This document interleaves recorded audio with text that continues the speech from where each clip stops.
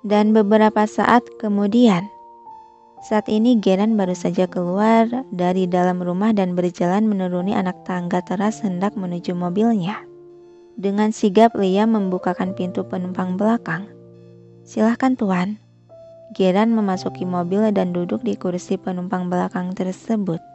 Yang segera Liam menutup kembali pintu mobil itu, lalu dirinya pun ikut masuk ke mobil dan duduk di kursi kemudi. Barulah mobil hitam mewah itu melaju di pelataran dan keluar gerbang hingga melaju bergabung dengan kendaraan lain di jalanan besar. Selama beberapa menit keheningan membentang di antara keduanya. Tak ada yang memulai percakapan. Liam tampak fokus menatap lurus ke depan mengemudikan mobil.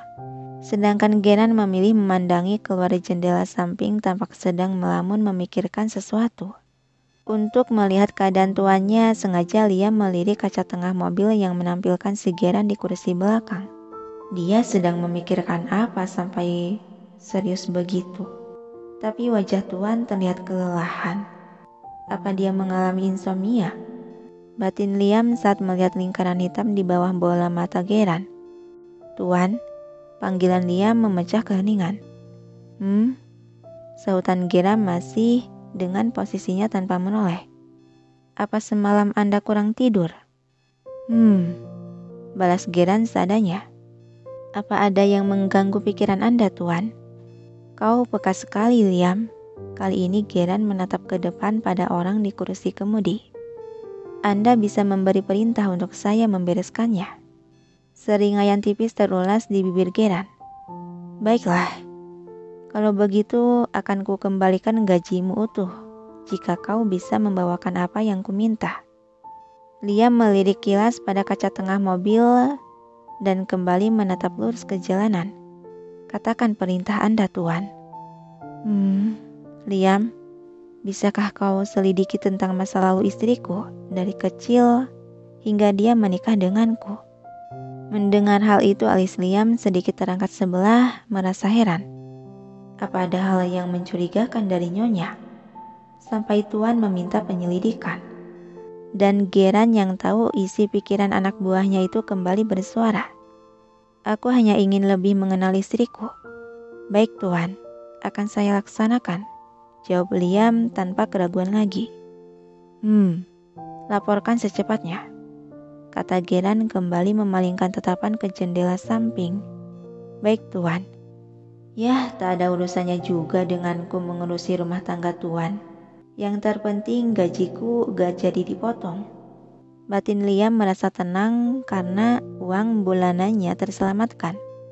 "Oh iya Tuan, ini soal pesta tahunan perusahaan. Akan diadakan minggu depan di gedung A. Ternyata sudah mau perayaannya." Gumam Geran hingga dalam pikirannya terlintas wajah seseorang yang sangat dia tak sukai. "Liam." "Iya Tuan." Raut muka Geran berubah menggelap dan dingin. "Wanita itu, apa dia akan datang?" Liam melirik sejenak pada kaca tengah yang langsung bertemu tatap dengan netra perak tajam Geran. Sepertinya begitu, karena bagaimanapun Nyonya Azalea masih menyandang nama Yudhistira di belakangnya. Sial. Umpatan Geran mendengus kesal menahan perasaan panas dalam dada. Kembali Liam menatap lurus ke jalanan. "Apa Anda mengkhawatirkan pertemuan Nyonya Azalea dengan Nyonya Liliana, Tuan?" Yang dibalas keterdiaman Geran yang berarti iya. "Memang pertemuan tak akan bisa terhindarkan, Tuan. Tapi Anda kan bisa mencegah Nyonya Azalea berbincang dengannya." Yang hanya dibalas gumaman tak acuh dari Geran yang sudah sibuk dengan pikirannya. Kalau dipikir-pikir, kenapa Tuan begitu tak ingin mempertemukan mereka ya? Biar bagaimanapun kan, mana mungkin tiba-tiba Nyonya Azalea menyerang Nyonya Liliana, karena target dia kan hanya dirinya. Batin Liam melirik heran ke kaca tengah yang menampilkan wajah Geran. Hingga hari H pesta perayaan pun tiba. Sudah sekitar 3 jaman Liliana terkurung di dalam kamar bersama para pelayan yang sibuk mendandaninya. Sedangkan Geran telah mengenakan setelan jas formal rapih berwarna navy yang tampak pas di tubuh proporsionalnya, menambah kesan wibawa di wajah tampannya. Dia dengan sabar terduduk di sofa ruangan luar kamar menunggu sang istrinya keluar dari kamar. Akhirnya pintu kamar pun terbuka yang sontak pandangan mata Geran langsung melirik tertuju ke pintu. Yang di pintu tersebut muncullah seorang gadis cantik bergaun mewah berwarna biru malam dengan rok di atas lutut. Dan bagian dada berbentuk pi pendek. Juga punggung berbentuk pi yang cukup memanjang. Sehingga mengekspos kulit punggung Liliana. Mata Geran tak lepas memandangi keindahan makhluk ciptaan Tuhan yang terlihat cantik dan menawan di hadapannya itu. Sampai pandangan dia berubah menajam dengan alis terkerut saat melihat bagian kaki, dada dan punggung Liliana yang terekspos. Apa-apaan ini? Celetuk Geran bangkit dari duduknya dan menghampiri gadis yang masih berdiri di depan pintu. Iya? Bingung Liliana menatap tanya. Ganti gaun dia, perintah Geran tegas. Iya tuan. Kebingungan Meisha dan Rina akan perintah tuannya itu. Kenapa harus ganti? Liliana bersuara. Kau tanya kenapa, hah?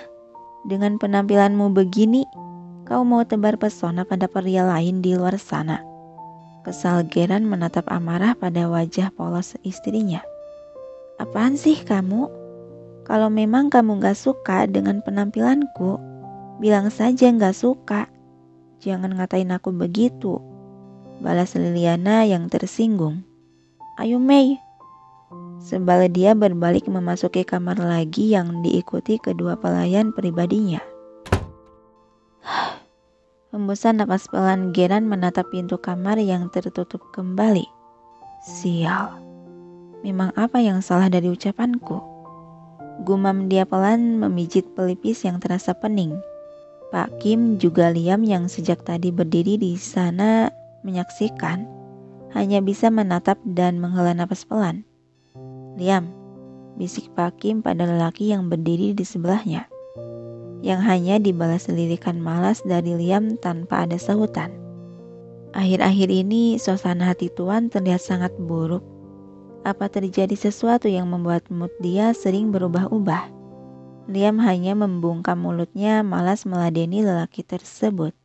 Pak Kim menyenggol lengan lelaki yang terdiam berwajah datar itu. Hei, pendengaranmu lagi bermasalah ya? Atau mulutmu tak bisa dibuka? Yang lagi-lagi hanya dibalas keterdiaman dan wajah datar dari si Liam. Gitu ya. Jadi aku harus membayarmu dulu ya, baru kau mau membuka mulutmu.